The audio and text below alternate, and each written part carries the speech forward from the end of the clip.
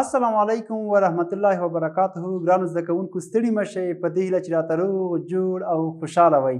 درنو زده کوونکو، زموږ تاسو نوی درس شروع کیږي، هغه چې دی د حضرت محمد صلی الله علیه وسلم کوچنیوالی دی. کله چې حضرت محمد صلی الله علیه وسلم کوچنی و، په هغو باندې بحث کوو، د ده په شخصیت بحث کوو. سمه ده، درس به وایو، خو مخکې له هغې څخه زه باید لنډې پوښتنې وکړم چې موږ تاسو ګورئ تېر درس څه شي و؟ آفرین، د قرآن کریم لوست فعالیتونه و که نه؟ ډېر ښه. دا درس چې موږ ولوستلو، په دو فعالیتونو کې ګورئ څو لغتونه راغلي وو. نازل شوی و که آفرین، تلاوت و که ډېر ښه، ځانګړی او درناوی. نازل شوی، رالیږل شوی که نه، جملې مو ورته جوړې کړې. د هغې نه وروسته بل چې و آفرین تلاوت، د قرآن کریم لوستل و که نه، چې موږ تاسو باید تل تلاوت وکړو. د هغې نه وروسته بل چې شي و آفرین خاص و ځانګړی خاص. زه تا ته ډېر خاص احترام لرم، زه تاسو ته احترام لرم که نه. بل درناوی، احترام او ځانګړی هم خاص. ګورئ درناوی، موږ د خپل ښوونکي درناوی ساتو. له هغې نه وروسته فعالیتونه و، کورنۍ دنده خانه خالي وې، هغه مو هم وکارولې.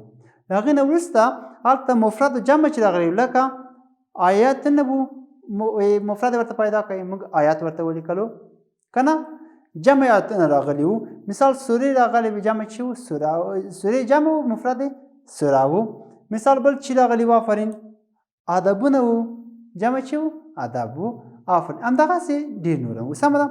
له هغې څخه وروسته موږ تاسو د داسې چا، د داسې یو شخصیت، د داسې یو انسان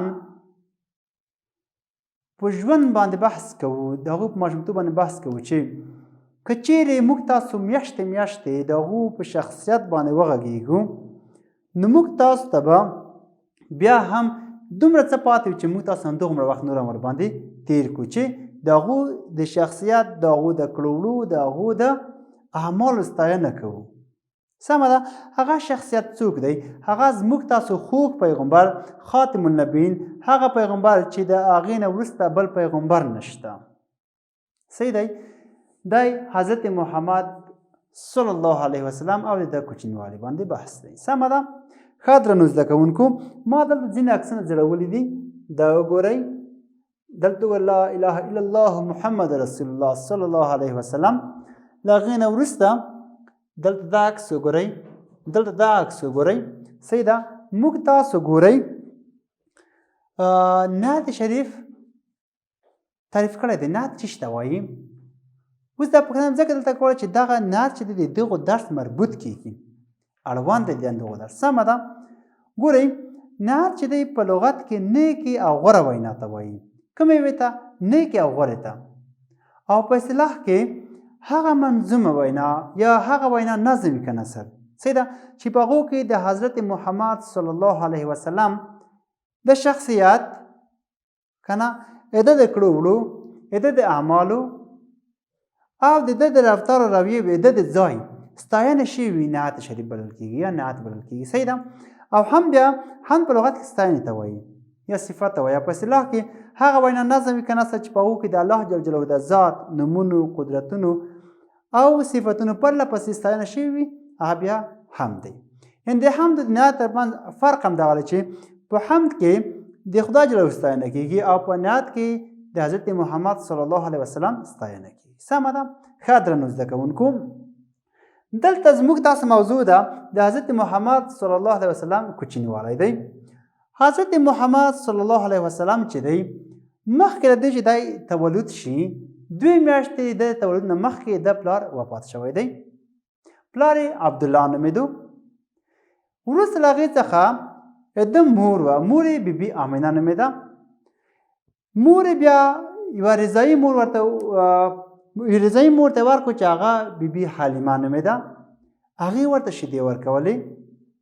تقریبا 4 یا هم 5 کاله، کتابو کې مختلف نظر راغلی دی، خو ډېری وایي چې 4 کاله، یعنې له 5 نه کم 4 کاله د بیبي حلیمې په کور کې و.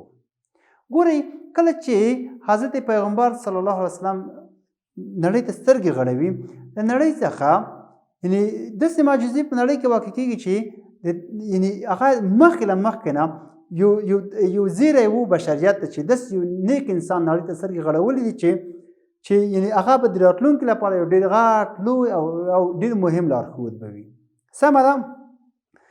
نو په وخت کې چې کله بیبي حلیمې یوړو د بیبي حلیمې د وضعیت کورنۍ وضعیت اقتصادي وضعیت ډېر خرابه و. نو کله چې دې ته شیدې ورکولې په مو قبیله باندې په ټوله قبیله باندې ګورې د خدای پاک داسې رحمتونه نازل شول چې کومې مخکې کومې وچکالۍ چې په تېرې شوې وي هغه ټولې ورکې شولې. بارانونه وو. خدای پاک بېلابېل نعمتونه د حضرت پیغمبر صلی الله علیه وسلم دپاره په دوی باندې نازل کړل. صحیح دی. او بیبي حلیمې اقتصادي وضع ورځ تر بلې جوړېدله. ورځ تر بلې ښه کېدل. حضرت محمد صلی الله علیه وسلم له کوچنیوالي څخه د نیکو او غوره اخلاقو درلودونکی و. داسې یو څوک و چې له ماشومتوبه د داسې کوم کار نه دی کړی چې هغه د چاته ضرر رسول وي او یا د هم چاته بده خبره کول وي. صحیح ده. کله چې بیا مور بیبي حلیمې کله خپل اصلي مور ته راوړو نو دای د شپږو کالو و چې مور یې د خپلوانو کره روانه وه او لار کې ورته وفات شوه. ګورئ مخکې د پیدایښت څخه د 2 میاشتې وړاندې پلار وفات شوی دی. صحیح ده.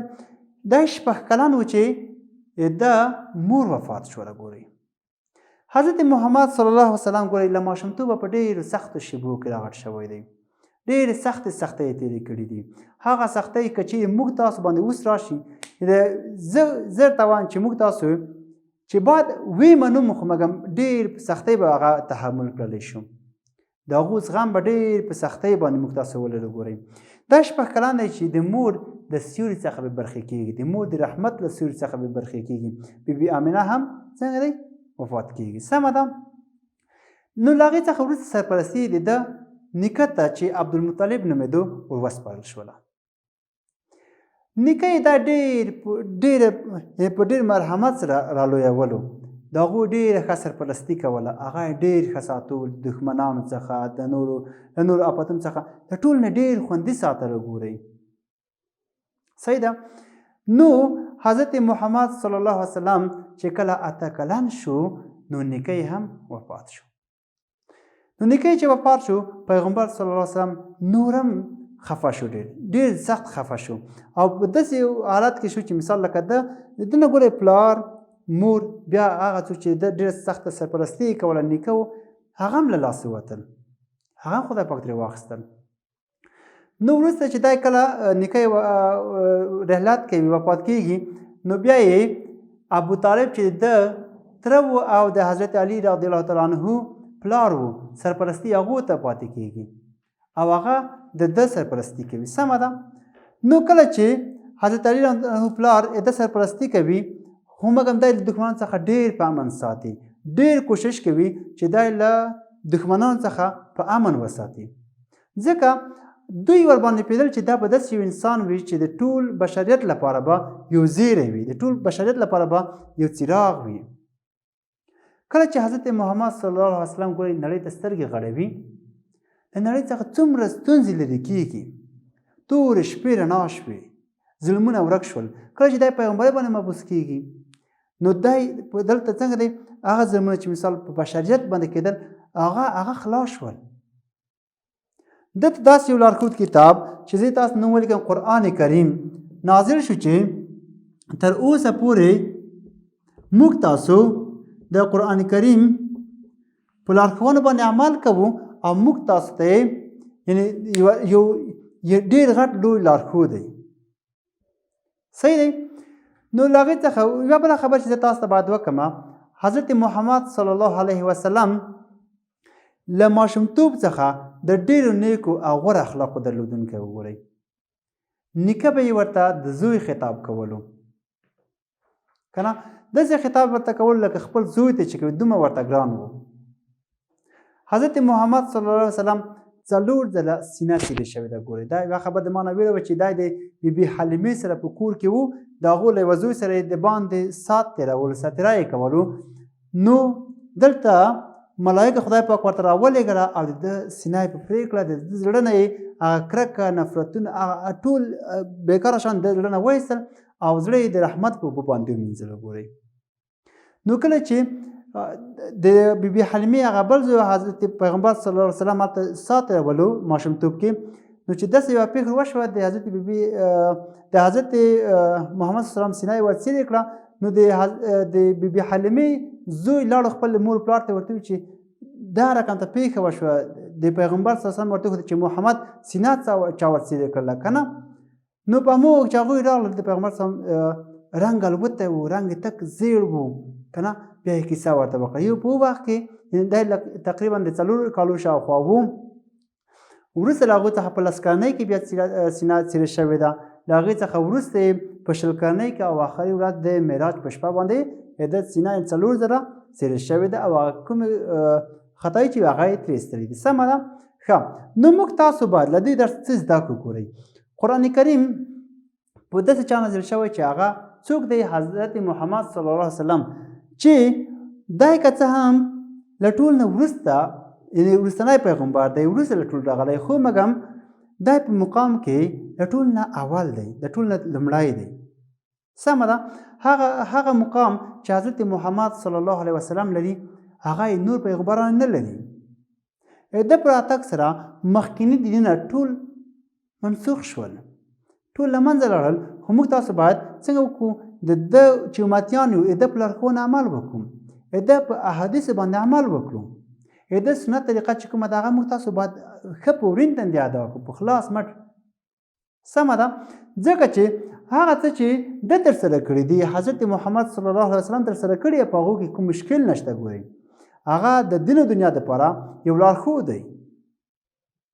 وروسته هغو څخه چې حضرت محمد صلی الله علیه وسلم ځوانیږي، په 25 کلنۍ کې د حضرت بیبي خدیجې رضی الله تعالی عنها سره نکاح کوي. په 40 کلنۍ کې دی څنګه کې په پیغمبرۍ باندې مبعوث کېږي. په 63 کلنۍ کې دی له نړۍ څخه سترګې پټوي او د تل لپاره نور زموږ تاسو له سترګو پناه کېږي. هغه څه چې د حضرت پیغمبر صلی الله علیه وسلم څخه موږ ته راپاتې دي موږ کله هم نشو هېرولی. سمه ده. نو د هغو په لارښوونه باندې عمل کول ضروري خبره ده. نو موږ تاسو باید د حضرت پیغمبر صلی الله علیه وسلم ټول سنتونه په ځان عملي کړو. هغه څه چې مثال هغو کړي موږ هغه باید وکړو، څه چې نه دي کړي هغه باید ونه کړو. سمه ده. درنو زده کوونکو، درس مو نن همدومره و. نو بیا بالاخره بل ساعت کې به درس وایو. د حضرت محمد صلی الله علیه وسلم کوچنیتوب دی یا کوچنیوالی د ریا مخ دی. نو تاسو به دغه درس په خپل کور کې ښه صحیح منظم ولولئ. سختو کلمونه به لاندې په پنسل باندې کرښه کش کړئ. زه به تاسو ته بیا معنا کړم او همدغسې به مخ ته ځئ. صحیح ده. تر بیا هم په خدای سپارم. ښه وختونه.